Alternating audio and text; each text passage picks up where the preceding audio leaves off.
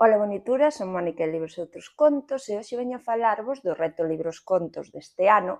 Sabedes que todos os anos Contas Galegas facemos un reto lector, é bastante libre, porque cada mes hai unha temática, podes elixir idioma, editorial, escritora, o que ti queiras, pero seguindo un pouco a temática.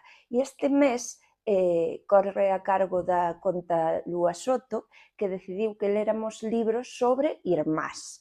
Así que vos traio algunhas das miñas lecturas sobre esta temática e tamén pois, algunhas ideas para seguir. Xin para ler para este reto é As Germain de María Alonso Seisdedos, creo que é da editorial Galaxia, non a teño aquí porque a saquei da biblioteca. Esta autora encantábame como traductora, o sea, encántame, sígueme encantando, vale? Creo que traduce moi ben ao galego, que utiliza pois unha linguaxe moi rica, o sea, fascinoume todo o que ela traduciu. Entón dixen, bueno, pois imos ler a novela. Que pasou? Que eu a novela non a entendín.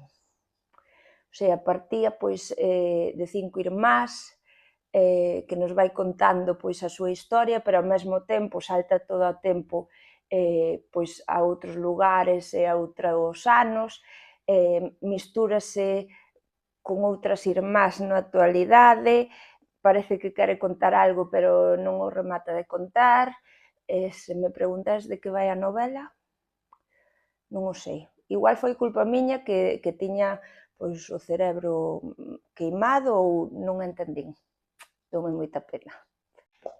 Despois a seguinte que lin é esta, que son As irmás Banner, de Edith Wharton.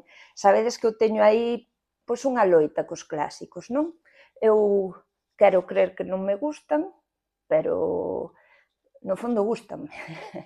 Entón, non entendo porque non leo máis clásicos, pero é como que non me chaman a atención. Entón, bueno, decidín ler esta noveliña, está pois situada a finais do século XIX en Nova York. Son dúas irmás que teñen como unha tenda de teas, de facer sombreiros e así, e viven moi humildemente, pero a primeira parte da novela é así moi tranquila, onde che presenta a vida das irmás, unhas irmás buenísimas, que se levan moi ben, super humildes, e que pasa? Que aparece un home. Como todo na vida. Aparece un home que quere casarse con unha delas e bueno, aí cambia a súa vida para sempre. É unha novela un pouco que fala do amor fraternal e de facer sacrificios e de que como pode cambiar pois a vida por unha simple decisión, ou non tan simple. E agora vou facer recomendacións de libros que xa lin, pero non lera xusto para o reto, pero que encaixen perfectamente na temática. O primeiro que lin este ano é O Run Run da Navarela, madre mía. Fascinoume, o sea, é unha das miñas lecturas favoritas.